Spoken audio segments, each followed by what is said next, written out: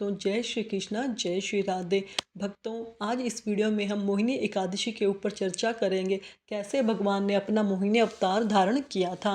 वैशाख महीने की शुक्ल पक्ष की एकादशी को मोहिनी एकादशी कहा जाता है, जो कि इस बार गुरुवार 8 मई 2025 को पड़ रही है। यह एकादशी पापों से मुक्ति और पुण्य दिलाने वाली होती है। इसी तिथि में श्री हरि ने मोहिनी रूप धारण किया था।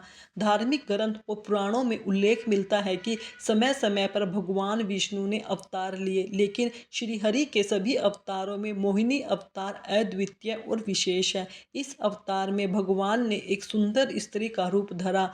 आइए जानते हैं आखिर क्यों श्री हरि को यह अवतार धारण करना पड़ा। जब श्री हरि ने धरा मोहिनी अवतार, भगवान के कई अवतारों में मोहिनी ऐसा अवतार है जिसमें उन्होंने एक सुंदर स्त्री का रूप धारण किया था, जिसे देख दैत्य और दानव भी भ्रम में आ गए थे। मोहिनी अवतार का कारण था समुद्र मंथन, जो कि अमृत कलश के लिए देवताओं और दानवों के बीच में हुआ था।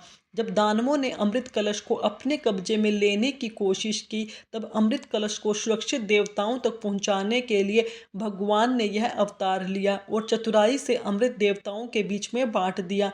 इसके बाद देवताओं को उनकी शक्ति और अमृत प्राप्त हुआ। भगवान का यह अवतार देवताओं को अमृतपान कराने के साथ ही यह अन्य संदेश भी देता है, इसके महत्व को बताता है।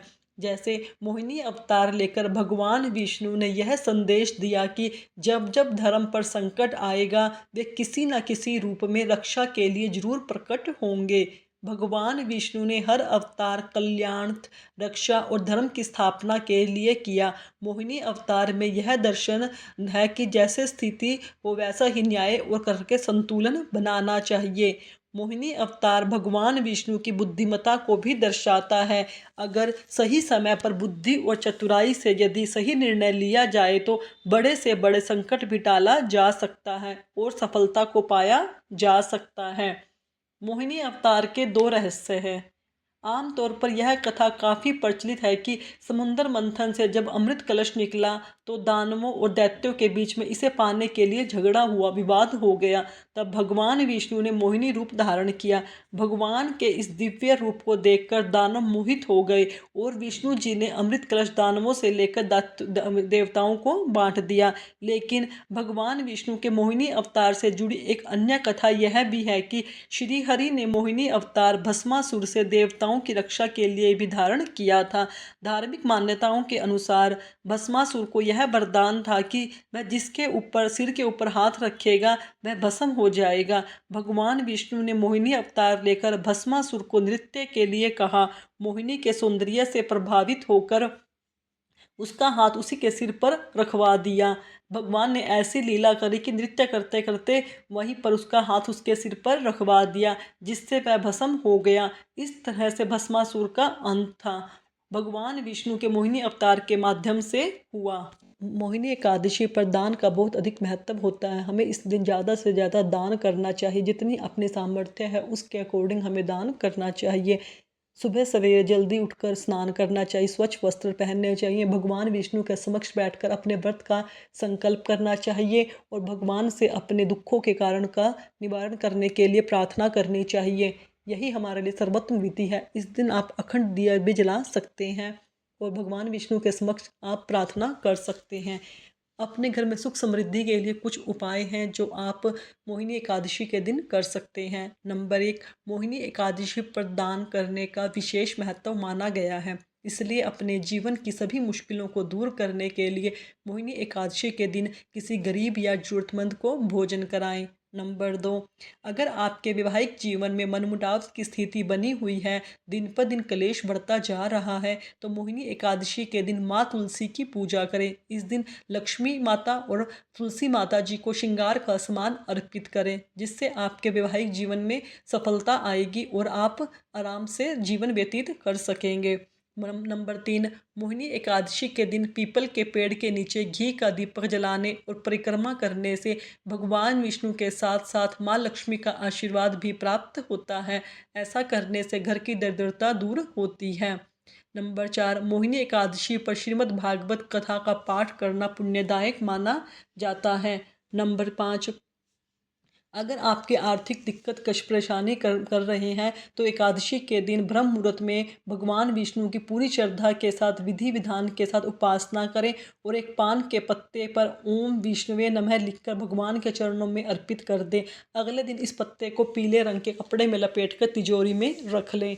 नंबर 6, इस दिन भगवान विष्णु सहस्त्र का नाम का पाठ करना भी बहुत पुण्यदायी होता है। एक मोहिनी एकादशी के दिन पीपल के पेड़ के नीचे शाम के समय दिया जलाकर विष्णु सहस्त्र का नाम का पाठ करने से अश्वमेध यज्ञ जितना फल प्राप्त होता है। या इस दिन भगवान कृष्ण जी को बाल रूप को उनके हम गंगा जल पंचामृत से स्नान करा सकते हैं। एक एक नाम बोलते हुए उनका हम दूध से स्नान कराएं तो हमें इसके अनंत गुणों की पुण्य की प्राप्ति होगी।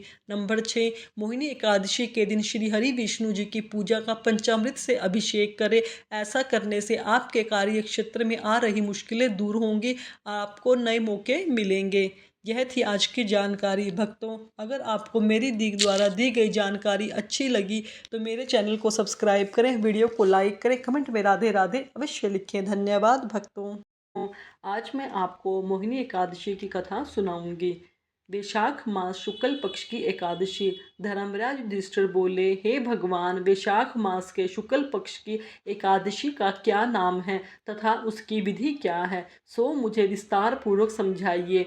भगवान श्री कृष्ण बोले कि हे धर्मनंदन, मैं आपसे एक कथा कहता हूँ जिसको महर्षि वशिष्ठ जी ने श्री रामचंद्र जी से कहा था। और श्री रामचंद्र जी बोले, हे गुरुदेव, आप मुझसे कोई ऐसा व्रत कहिए जिससे समस्त पाप और दुख नष्ट हो जाते हैं। मैंने जनक नंदिनी श्री सीता के वियोग में बहुत दुख भोगे हैं, अंततः कोई मार्ग बताइए। महर्षि वशिष्ठ जी बोले, हे राम, आपने बड़ा ही सुंदर प्रश्न पूछा है। आपके नाम के स्मरण मात्र से ही मनुष्य पवित्र हो जाता है, इसलिए आपका यह प्रश्न लोकहित में अवश्य काम आएगा। वैशाख मास के शुक्ल पक्ष में एकादशी का व्रत करने से मनुष्य के समस्त पाप तथा दुख नष्ट हो जाते हैं। उसके व्रत के प्रभाव से मनुष्य मोह जाल से छूट जाता है। अंततः हे राम, इस एकादशी का व्रत दुखी मनुष्यों को अवश्य करना चाहिए। मोहिनी एकादशी के व्रत से मनुष्य के समस्त पाप नष्ट हो जाते हैं। अंततः आप इसकी कथा को ध्यान पूर्वक सुनिए। सरस्वती नदी के किनारे भद्रावती नाम की नगरी थी, जिसमें सोमवंशीय धृतमान नाम का एक राजा राज्य करता था। उसी नगरी में धन धान्य से परिपूर्ण एक पुण्यवान वैश्य रहता था। उसका नाम धनपाल था। वह अत्यंत धर्मात्मा और विष्णु का परम भक्त था। उसने नगरों में अनेकों भोजनालय, प्याऊ, कुएं, तालाब, धर्मशाला आदि बनवाए। उसने सैकड़ों सड़कों के किनारे आम, जामुन, नीम आदि के वृक्ष लगवाए। उस वैश्य के 5 पुत्र थे। उसका सबसे बड़ा पुत्र अत्यंत पापी था। वह वेश्याओं तथा गुंडों की संगति करता था। वह अपना समय जुआ खेलने में व्यतीत करता था। वह दूसरों की स्त्रियों के साथ भोग विलास करता था। वह बड़ा नीच प्रकृति का था और देवता व पितृगण आदि को नहीं मानता था। वह अपने पिता के धन को बुरे व्यसनों में खर्च किया करता था। वह मद्यपान तथा मांस का भक्षण किया करता था। इस पर उसके पिता, भाइयों और कुटुंबियों ने उसे घर से निकाल दिया और उसकी निंदा करने लगे। घर से निकलने के बाद वह अपने आभूषण तथा वस्त्रों को बेचकर गुजारा करने लगा। धन नष्ट हो जाने पर वैश्याओं तथा गुंडों ने भी उसका साथ छोड़ दिया। अब वह भूख और प्यास से दुखी रहने लगा। अब उसने चोरी करने का विचार किया और रात्रि में चोरी करने लगा। एक दिन वह चोरी करते हुए पकड़ा गया और राजा ने उसे कारागार में बंद कर दिया। कारागार में राजा ने उसको बहुत दुख दिए और उसके नगर को छोड़ने को कहा। अंत में वह दुखी होकर नगर छोड़ गया और जंगल में पशु पक्षियों को मार मार कर खाने लगा। फिर वह बेहलिया बन गया और धनुष बाण से पक्षियों को मार मार कर खाने लगा। एक दिन वह पापी भूख और प्यास से व्याकुल होकर खाने की खोज में निकल पड़ा। कौटिन्य ऋषि के आश्रम में जा पहुंचा। उस समय वैशाख का महीना था। कौटिन्य ऋषि गंगा स्नान करके आए थे। उसके भीगे वस्त्रों के छींटे मात्र से इस पापी को कुछ सद्बुद्धि प्राप्त हुई। वह पापी मुनि के पास जाकर हाथ जोड़कर कहने लगा, हे मुनि, मैंने अपने जीवन में बहुत से पाप किए हैं। आप उन पापों से छूटने का कोई साधारण और बिना धन का उपाय बतलाइए। तब मुनि बोले, तू ध्यान देकर सुन। तू वैशाख मास के शुक्ल पक्ष की एकादशी का व्रत कर। इस एकादशी का नाम मोहिनी है। इसका व्रत करने से तेरे समस्त पाप नष्ट हो जाएंगे। मुनि के वचनों को सुनकर वह बहुत खुश हुआ और मुनि की बतलाई हुई विधि के अनुसार उसने मोहिनी एकादशी का व्रत किया। हे राम जी, उस व्रत के प्रभाव से उसके समस्त पाप नष्ट हो गए और अंत में गरुड़ पर चढ़कर विष्णु लोक को गया। इस